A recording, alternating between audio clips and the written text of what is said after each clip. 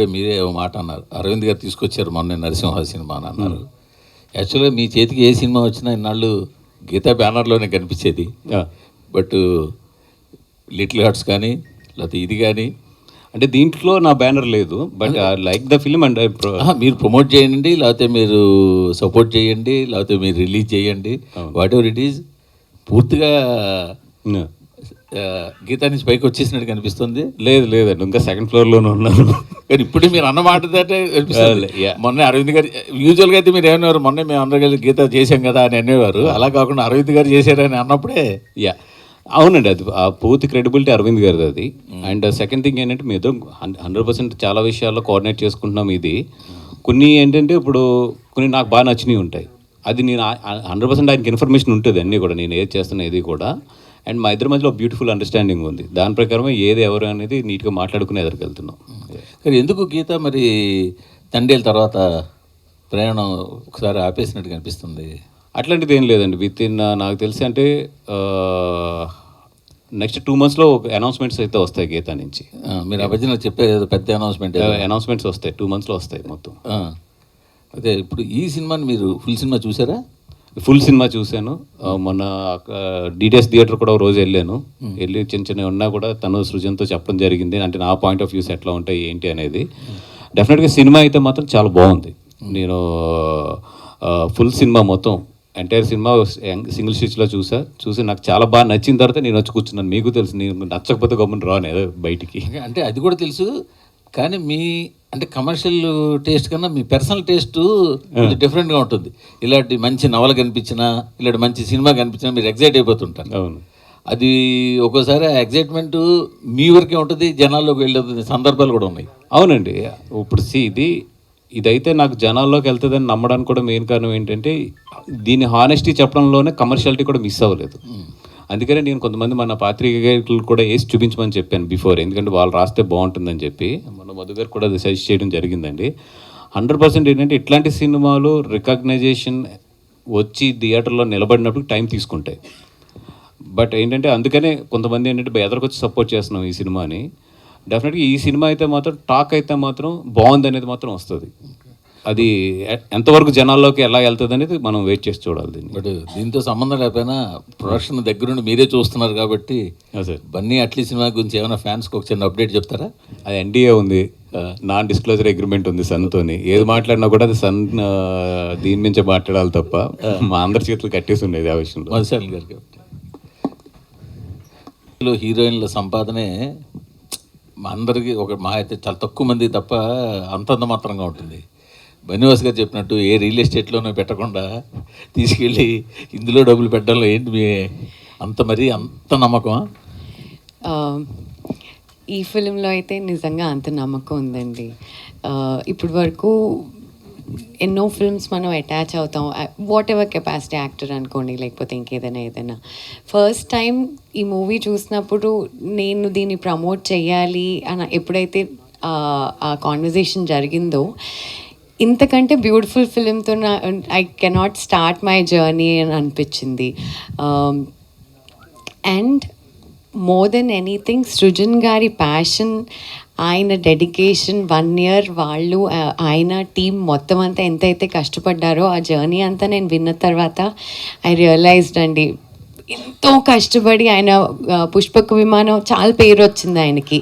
దాని తర్వాత ఇలాంటి ఒక సబ్జెక్ట్ ఆయన పిక్ చేసుకున్నారు, ఆయన చేస్తున్నారు, ఆయన ఫ్రెండ్స్ అందరూ కలిపి దీన్ని ఫండ్ చేశారు అన్నప్పుడు ఐ ఫెల్ట్ లైక్ ఈ మాత్రం కూడా నేను చేయకపోతే ఇండస్ట్రీలో ఉండి వేస్ట్ అనిపించింది. ఇంత బ్యూటిఫుల్ ఫిలింతో నేను అసోసియేట్ అవ్వడం, అండ్ అలాగే బన్నీవాస్ గారు అంత కాన్ఫిడెన్స్ని ఇవ్వడం. మేమిద్దరం ఏదో బ్లైండ్గా మాకు నచ్చింది కాబట్టి సినిమా బాగుంది రిలీజ్ చేసి అలా కాకుండా నిజంగా కూడా ఆయన అప్రిసియేషన్ కూడా రావడం, ఆయన సపోర్ట్ చేయడం, I thought this is the right move at the right time అండి. వాసు గారు, ఇదే కదా స్క్రిప్ట్ దశలో మీ దగ్గరకు వస్తే ప్రొడ్యూస్ చేసేవారా? లేదు, హానెస్ట్గా చెప్తున్నాను కదా. ఎందుకంటే ఇది కథ చెప్పినప్పుడు దీన్ని ఎస్పెషల్లీ అమ్మాయి క్యారెక్టర్ టైమింగ్ అర్థం చేసుకోవడం చాలా కష్టం. అండ్ సెకండ్ థింగ్, నిజంగా ఇది కథగా చెప్పుంటే మాత్రం 100% ఎట్లా ఉంటుందంటే మాకు ఆయన ఆయన పల్లెటూరు మీద ఇట్ల మీద ఒక రైతు మీద ఎక్కువ ప్రేమ కలిగి తీస్తున్నాడు అనుకుంటాం, కానీ ఇంత కమర్షియల్గా మైల్ చేయగలడు దాన్ని అని మాత్రం కథ స్టేజ్లో అది పూర్తి దర్శకుడు పాయింట్ ఆఫ్ వ్యూ నుంచి వచ్చిన కథ కాబట్టి ఇది ప్రొడ్యూసర్గా అర్థం చేసుకోవడం కష్టం ఇది. బట్ ఆ బ్యూటిఫుల్ లైన్ అవుట్ మెయింటైన్ చేశారు చూసారు, హానెస్టీ మిస్ అవ్వకుండా at the same time commercial touch ఇచ్చుకుంటూ వెళ్ళారు చూసారు, అది చాలా కష్టం. అంటే ఈ రోజుల్లో నేను అట్లాగా చూసేది ఎక్కువ శేఖర్ కమ్ముల గారి దగ్గర ఉంటుంది. నేను I don't want compare anything, but ఒక హానెస్ట్ విషయాన్ని ఆయన చాలా బ్యూటిఫుల్గా చెప్పుకుంటూ వెళ్తారు.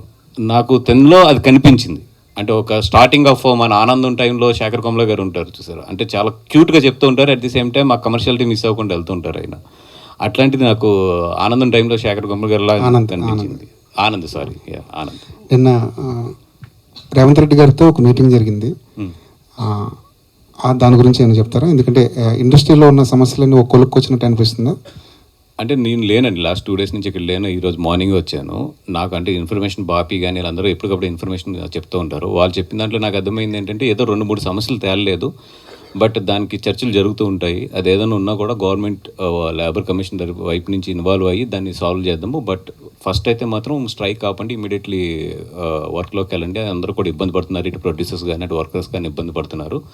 అట్లాంటి 2-3 విషయాలు ఏదన్నా కూడా వీల్ టేక్ కేర్ అనేది వాళ్ళు భరోసా ఇచ్చి ఇద్దరికి కూడా పంపించినట్టు తెలిసింది. దానివల్ల ఇప్పుడు రిజమ్ ఆల్మోస్ట్ షూటింగ్స్ అన్ని మళ్ళీ స్టార్ట్ అయిపోతున్నాయి.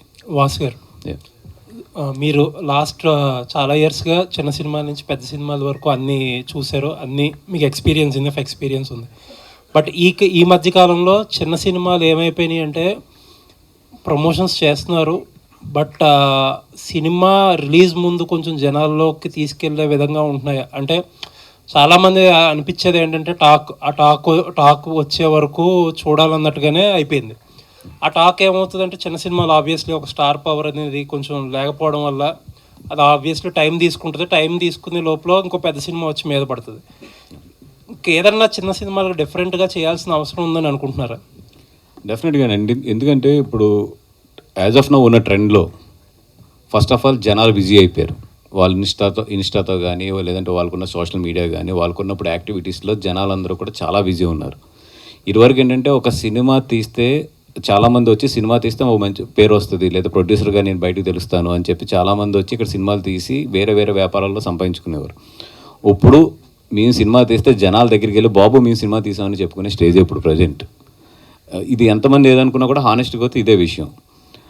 ఇప్పుడు చిన్న సినిమాల విషయంకి వచ్చినప్పటికీ సినిమా ఎక్స్ట్రాడినరీ అయితే తప్పితే బాగున్నా కూడా పీపుల్ జనాలు ఎవరైతే ఉన్నారో వాళ్ళందరూ కూడా ఒక ఓటీటీలో చూద్దాం అనుకుంటారు. ఎక్స్ట్రాడినరీ అయితే తప్పితే ఫస్ట్ షోకి జనాలు కదలట్లేదు.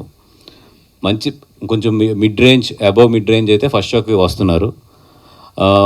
చిన్న సినిమా చాలా బాగుందంటే సాటర్డే నైట్ నుంచి ఫుల్ అవడం మొదలెడుతుంది. ఫుల్ అంటే 60-70% రావడం మొదలెడుతుంది. సో ఈరోజు చిన్న సినిమా ఏది బాగున్నా సరే థియేటర్స్లో మాత్రం it's a very limited revenue only.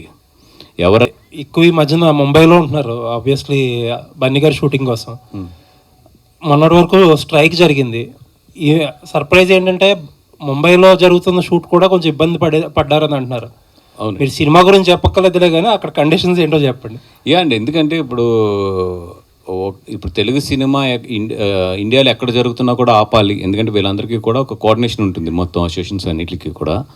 ఆ విధంగా ఆ సినిమాను కూడా కొన్ని సందర్భాల్లో అక్కడ ఇబ్బంది పడ్డాము.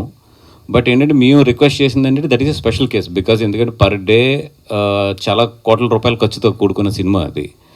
And lot of foreign technicians అందరూ వచ్చి ఇండియాలో ఉండి చేస్తున్న సినిమా. ఇప్పుడు వాళ్ళందరినీ ఖాళీగా అన్ని రోజులు కూర్చోబెట్టాలి. ఎందుకంటే కాంట్రాక్ట్స్లో ఎట్లా ఉంటుందంటే మేము ఇచ్చిన పని చేసినా పని చేయకపోయినా కూడా పే చేయాలి వాళ్ళకి. ఓకే, సో అట్లాంటి విషయాల్లో కొంచెం ఇబ్బంది పడ్డాం బాగా. అది ఓకే, స్టార్ట్ అయిందండి, మళ్ళీ రెజ్యూమ్ అయిందా? మళ్ళీ రెజ్యూమ్ అయిందండి. ఓకే అండి, ఆల్ ది బెస్ట్. వాసు గారు, ఇలాంటి సినిమాలు వచ్చినాయి. ఇప్పుడు కన్యాకుమారి చూసారు అంటున్నారు కదా, అంటే ఒక కాన్సెప్ట్ కానీ లేకపోతే ఒక ఫీల్ కానీ లేకపోతే మీ ప్రజెంట్ దొరకదు జనరల్గా, ఎందుకంటే మీకు ఆ క్రెడిబిలిటీ ఉంటుంది కాబట్టి. కన్యాకుమారి విషయానికి వచ్చేసరికల్లా మీరు అన్నట్టు ఒక ఆర్గానిక్ లవ్ స్టోరీ చాలా ఎంటర్టైన్మెంట్ వేలో డీల్ చేశారన్నారు కదా. కమర్షియల్ ఎలిమెంట్స్ని మీరు గీతా ఆర్ట్స్ కానీ ఆ స్కూల్ అంతే కమర్షియల్ ఎలిమెంట్స్ చాలా గట్టిగా పట్టుకుంటారని తెలుసు. ఏం కమర్షియల్ ఎలిమెంట్స్ కనిపించినాయి మీకు? అంటే ఒకటండి, నేను ప్రొడ్యూస్ చేసేటప్పుడు ఎప్పుడు కూడా కమర్షియల్గా చేయాలనుకుంటాను. లైక్ చేసేది మాత్రం ఎక్కువ ఏంటంటే ఒక డెప్త్, ఒక మంచి కథ ఉన్న సినిమాలను ఎక్కువ పర్సనల్గా లైక్ చేస్తాను. అవి అయితే ప్రొడ్యూస్ చేయను, ఎందుకంటే బికాస్ అవి కమర్షియల్గా వర్కౌట్ అవ్వవు కాబట్టి. బట్ ఈ సినిమా నాకు ఎందుకు నచ్చిందంటే ఎస్పెషల్లీ జనరల్గా ఏంటంటే ఒక హానెస్ట్గా కథ చెప్పేటప్పుడు చాలా ఏంటంటే నిజంగానే చాలా హానెస్ట్గా వెళ్ళిపోతారు. దీంట్లో అట్లా కాకుండా చాలా లైటర్ వేలో ఒక ఆడియన్స్ కూర్చున్నప్పుడు బోర్ కొట్టకుండా ఆ చిన్న పెదవి మీద ఒక స్మైల్ అలా వెళ్తూ ఒక సినిమా నీట్గా ఫినిష్ చేశారు, లవ్ స్టోరీని. అది నాకు బాగా నచ్చింది. అంటే మనం ఇప్పుడు ఒక పల్లెటూరులో కథ చెప్తున్నాం కదా అని చెప్పి మరీ హానెస్ట్గా వెళ్ళిపోకుండా, ఆ కమర్షియాలిటీ కూడా ఎక్కడ మిస్ అవ్వకుండా ఒక చిన్న రియాలిటీకి కమర్షియాలిటీకి మధ్యలో మంచి బ్యాలెన్స్ తీసుకుంటూ చేశారు. అది చాలా బాగా నచ్చింది నాకు. అంటే ఈ సినిమా రేపు పొద్దున్న థియేటర్లో ఎంత చేసేస్తుంది ఏంటి అన్నిటికన్నా కూడా ఒక మంచి సినిమా అయితే మాత్రం డెఫినెట్గా ఇది చూసిన వాళ్ళు ఎవరు అయినా సరే దీన్ని చాలా మంచి సినిమా అనే చెప్తారు. మీ సైడ్ నుంచి సినిమాలు అంటే ఆయ్ కావచ్చు, మిత్రమండలి కావచ్చు, ఏదో ఒక గుజరాతీ సినిమా కూడా నచ్చి తీసుకుంటున్నారని తెలిసింది. అంటే స్టేజింగ్ ఆఫ్ ఫిల్మ్స్లో ఒక స్టేజ్ కనిపిస్తుంది, మిడ్ స్టేజ్ కనిపిస్తుంది, హై స్టేజ్ కనిపిస్తుంది. దీన్ని మెయింటైన్ చేయటం అనేది చాలా హెల్దీ అనిపిస్తుంది సార్ ఇండస్ట్రీకి. అంటే ఒక కైండ్ ఆఫ్ ఫిల్మ్స్లే చేస్తామని కాకుండా మీరు దాన్ని మెయింటైన్ చేస్తున్నందుకు అంటే one of the inspiration for me is, ఇప్పుడు ఇండియాలో ఎక్కడ మంచి సినిమా ఉన్నా కూడా నాకున్న క్రెడిబిలిటీకి కానీ లేదా నాకున్న పరిచయాలకు కానీ బిఫోర్ రిలీజ్ నేను చూడగలను. అంటే నేను చేస్తాను అంటే నాకు బిఫోర్ రిలీజ్ చూపిస్తారు. నాకు ఒకటే ఏంటంటే ఇన్ని సినిమాలని తీసుకురావడానికి తెలుగులో ఎక్కడెక్కడ మంచి సినిమా జరుగుతుందని ఏరుకుని మరీ తీసుకురావడానికి ఒకటే మెయిన్ కారణం ఏంటంటే థియేటర్స్ని బతికించాలి. ఫస్ట్ నా ideology of bringing the good films to the Telugu is that is the first లోపల ఉన్న ఇది. ఎందుకంటే ఇప్పుడు మన తెలుగు సినిమాలు చూస్తుంటే ఇప్పుడు పెద్ద సినిమాలన్నీ కూడా 2 years కోట్ వస్తుంది. సరే, దానికి 100 reasons ఉన్నాయి, ఇప్పుడు మాట్లాడుకుంటే చాలా పెద్ద సబ్జెక్ట్ అది. ఈ లోపు థియేటర్స్ని బతికించడానికి ఏంటంటే ఇట్లాంటి మంచి సినిమాలు మొన్న ఇప్పుడు అరవింద్ గారు తీసుకొచ్చారు నరసింహ కానీ, ఇప్పుడు ఇట్లాంటి కన్యాకుమారి, అంటే ఎంత చేస్తుందని కాదు కానీ అట్లీస్ట్ థియేటర్స్ సర్వే అవ్వడానికి మన వైపు నుంచి ఎంతో కొంత కోఆపరేషన్ ఉంటే బాగుంటుందని చెప్పి I'm bringing lot of films from other languages also. బెనివాస్ గారు, ప్రొడక్షన్స్ వర్క్స్ ఏదైతే ఉన్నాయో అన్నీ కూడా బాగా చేయండి అని చెప్పడానికి ఒకటే ఒక కారణం ఏంటంటే మంచి సినిమా, చిన్న సినిమా, వీళ్ళందరూ కూడా నమ్మి ఈ సినిమాని చాలా కష్టాలు పడి దీన్ని ఫినిష్ చేశారు. సృజన్ కూడా చాలా అమౌంట్ తను ఇన్వెస్ట్ చేశాడు, వాళ్ళ ఫ్రెండ్స్ దగ్గర నుంచి కానీ వాళ్ళ తెలిసిన వాళ్ళ దగ్గర నుంచి కానీ చూశాను, చాలా నచ్చింది. So what ever I have little money, I want to invest in this money అని చెప్పారు. నిజంగా ఏంటంటే ఒక సినిమాలో సంపాదించి మళ్ళీ సినిమాలోనే ఆ డబ్బులను పెడతాం అనేది నిజంగా చాలా మంచి గెస్చర్ అది. తనకు సినిమా నచ్చి ఇన్వెస్ట్ చేస్తుంది కాబట్టి ఆ రోజు నాకు అనిపించింది నిజంగా డెఫినెట్గా ఈ టీంకి సపోర్ట్ చేయాలి అని చెప్పి. తర్వాత సినిమా చూశాను. సినిమా చూసినప్పుడు ఏంటంటే చాలా హానెస్ట్ సినిమా, చాలా అది కూడా ఏంటంటే హానెస్ట్ అంటే ఇదేదో చాలా సీరియస్గా చాలా ఇది చాలా డెప్త్గా అట్లా చెప్పింది కాదు, చాలా లైటర్ వేలో చాలా నీట్గా చెప్పుకుంటే లేదు డైరెక్టర్. నిజంగా మంచి స్క్రీన్ ప్లేతో, చాలా మంచి స్క్రీన్ ప్లేతో చెప్పాడు. నాకు బాగా నచ్చింది ఏంటంటే ఆ పంట పొలాలతో ఒక ప్రేమ కథని చెప్పుకుంటూ వెళ్ళావు కదా, అది మాత్రం నాకు చాలా బాగా నచ్చింది. అంటే ఒక కలుపు తీయాలి అంటే ప్రేమలో ఉన్న చిన్న ప్రాబ్లమ్స్ తీయాలి, లేదంటే నీరు పోయాలంటే అమ్మాయి వెనకాల పడాలి, ఇవన్నీ కూడా చాలా బ్యూటిఫుల్ స్క్రీన్ ప్లేతో చాలా బాగా రాసాడు. నిజంగా ఇవన్నీ కూడా చాలా బాగున్నాయి. అండ్ ఎస్పెషల్లీ నాకు నచ్చి ఈ సినిమా ఇరగ్గొట్టేసింది అంటే మాత్రం ఈ అమ్మాయి పేరు గీతా సైని. అమ్మాయి మామూలుగా అయితే మాత్రం ఇరగ్గొట్టలేదు, 100% సినిమా కంప్లీట్ అయ్యి బయటకు వచ్చినప్పుడు మాత్రం ఈ అమ్మాయి మాత్రం గుర్తుండిపోతుంది. ఈరోజు నేను చెప్తున్నా, ఇది మాత్రం రాసుకోండి. బయటకు వచ్చాక మాత్రం డెఫినెట్గా అమ్మాయి మాత్రం భలే చేసింది అనేది మాత్రం చాలా బాగా వస్తుంది. ఫస్ట్ ఫిలిం కదా, ఫస్ట్ ఫిలిం. అసలు వీళ్ళిద్దరూ కూడా చాలా చాలా క్యూట్గా అనిపించారు సినిమాలో చేస్తున్నంతసేపు అయితే మాత్రం. చాలా న్యాచురల్గా, చాలా క్యూట్గా, ఒక మంచి పేరు ఈ మధ్యలో చూసిన పేర్స్లో చాలా మంచి పేరు వీళ్ళిద్దరిది కూడా, చాలా బాగా చేశారు. అండ్ ఫస్ట్ టైం అయినా కూడా ద ఈజ్, నేను అడిగాను తను ఏమైనా ట్రైనింగ్ తీసుకున్నాడంటే పూణే ఇన్స్టిట్యూట్లో ఎక్కడో మీరు ట్రైన్ అయ్యారని చెప్పారు. ద ఈజ్ కానీ